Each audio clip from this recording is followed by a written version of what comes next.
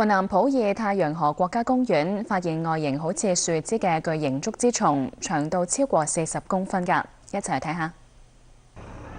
呢隻竹節蟲外形好似樹枝，全身6隻腳，每隻腳都有刺，頭部睇起嚟好似人面，身體由多個外殼組成，有人笑話似鋼鐵俠。竹節蟲嘅外表同周圍環境高度相似，係昆蟲界嘅偽裝大師。咁隱蔽嘅昆蟲又係點被發現嘅呢？原來佢同當地導遊徐先生不期而遇。我們一個女導遊說過天，他說那邊有個隻蟲在像樹枝一樣在動，我就有點不相信。顧客望下去，真的是那個我們這地方人說的那種短腸蟲，就是他們說的科學上說的那種竹節蟲。我們把它尺子量下來，大概有40公分左右這麼樣長度。在這個地方來說，應該說我見過的最大了。在我長這麼大，從來沒見過像這麼大的短腸蟲，還是第一回見。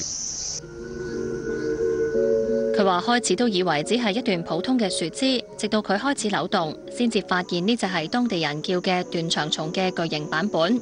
竹節蟲一般體長只有6至24公分，咁巨大嘅竹節蟲非常罕見。普洱太陽河國家公園總面積達到32萬畝，有397種昆蟲，被譽為中國亞馬遜。無線電視記者金瑩報導。